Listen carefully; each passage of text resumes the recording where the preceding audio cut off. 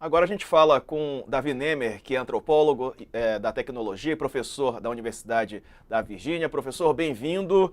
Boa tarde. E agora, hein? O Elon Musk continua com suas peripécias na rede social dele, no X, falando sobre uma influência que o Alexandre de Moraes, ministro do Supremo, teria na eleição, enfim, aquelas informações que a gente já está cansado de ouvir da extrema-direita brasileira, que ele está reproduzindo.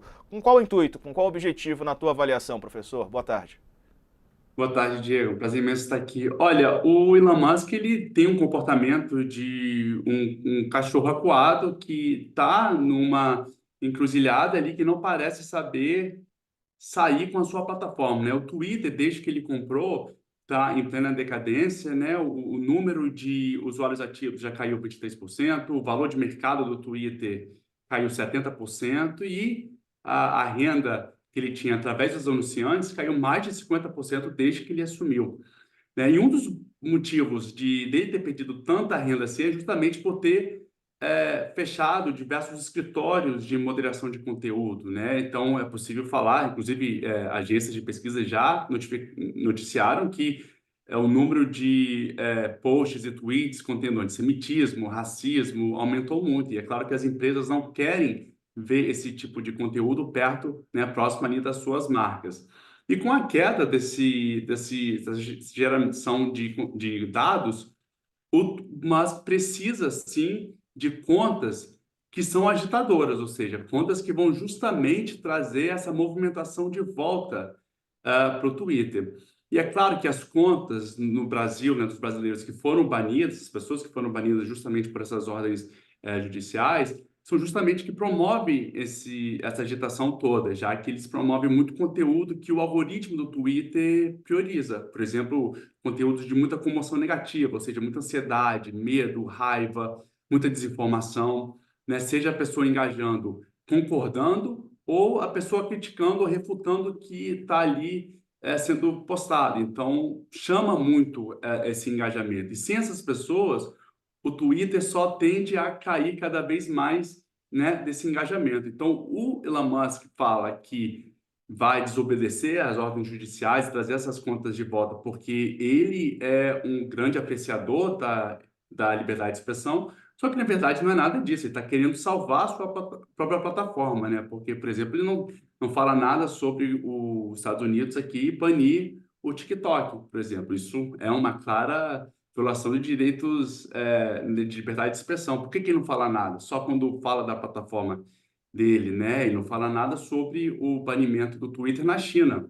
Não fala nada porque a China é o maior mercado para os carros dele do Tesla, fora dos Estados Unidos. Então ele não quer comprometer esse negócio dele lá na China. Então ele nunca vai acusar a China de ser uma ditadura do judiciário, ditadura do Partido Comunista, enfim, como a extrema-direita adora falar.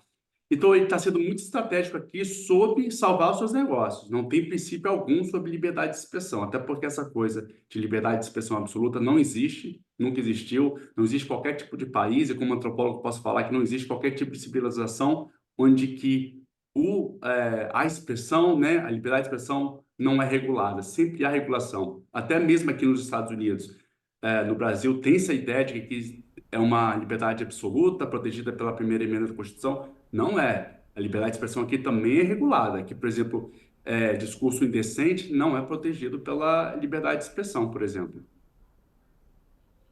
O funcionamento, professor, o funcionamento do Twitter nos Estados Unidos é, é completamente livre? Como é? Tem que tipo de.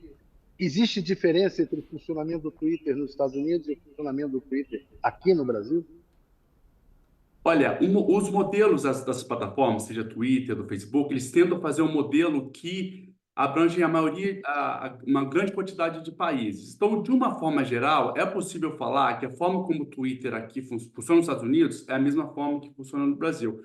O que muda são as regulações.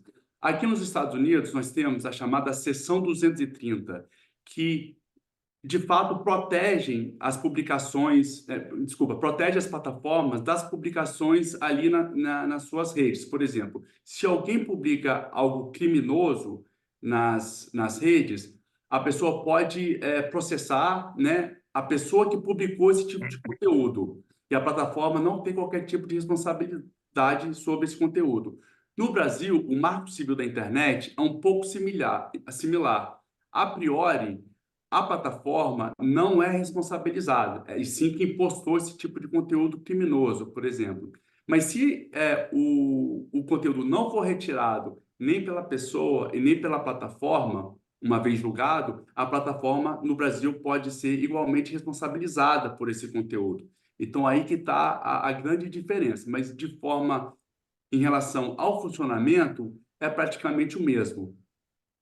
Mas se não for retirado nos Estados Unidos, se nos Estados Unidos se pedir a retirada de um conteúdo e a Sim. plataforma não retirar, o Sim, que aí acontece? a pessoa que se sentiu lesada, né, a pessoa que entrou com o processo, aí tem que insistir na pessoa que publicou.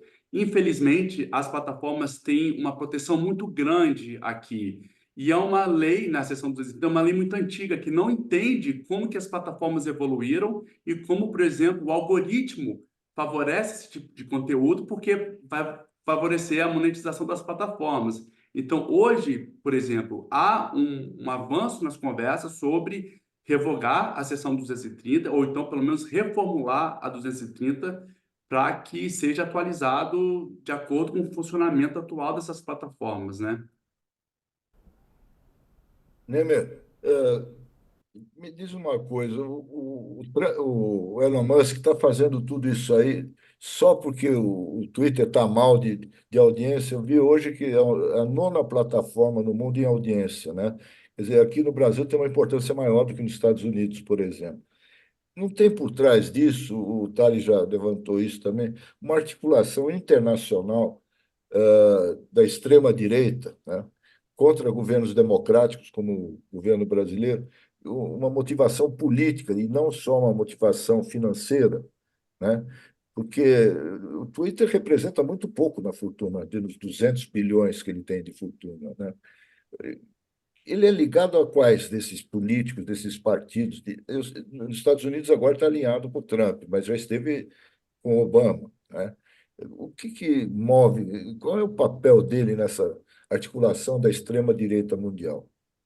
Olha, ele levanta essa bandeira da liberdade de expressão absoluta, que é uma bandeira que a extrema-direita adora, porque a extrema-direita gosta porque a extrema-direita quer ter o direito de expor o seu ódio, expor seus preconceitos, e em muitos países isso não é protegido pela liberdade de expressão, né? Existe aí uma relação de simbiose onde que a extrema-direita vê no Elon Musk uma importância porque ele detém os meios de comunicação, seja o Twitter como plataforma, mas também a Starlink. Isso é bem importante de falar. Ele domina diversos territórios, inclusive no Brasil, na Amazônia. Isso dá a ele superpoderes sobre o controle da infraestrutura da comunicação. E é claro que a extrema-direita, esses políticos, querem voltar para o poder, se manter no poder. E o Elon Musk, ele tem esses indícios, né, fortes indícios de autocracia. Ele não vê qualquer tipo de problema da forma de governar, por exemplo, do nosso ex-presidente Bolsonaro e do ex-presidente Trump, né? Então, favorecer essa internacional da extrema-direita, ele vê como um benefício para ele próprio, porque ele já se julgou um lutador contra o discurso woke, né? Que ele próprio culpa o discurso woke como um vírus que infectou a filha trans dele, por exemplo. A filha trans não fala com ele por causa dessas loucuras, né, e preconceitos que ele próprio tem. Então, ele tem uma missão de mudar essa frente progressista, essa frente woke que ele chama, porque ele acha que o mundo perdeu a linha nesse sentido. E é nisso que a extrema-direita consegue abrigá-lo. A extrema-direita dá um acolhimento político para ele. Então, é uma completa relação de simbiose ali, que cada um alimenta o outro, cada um precisa um pouco da influência do outro. Uhum. Então, ele tem Davi, essa frente política também. Davi, como é que você vê os ditos patriotas brasileiros, né, apoiando uma influência externa de um estrangeiro aqui nos assuntos internos?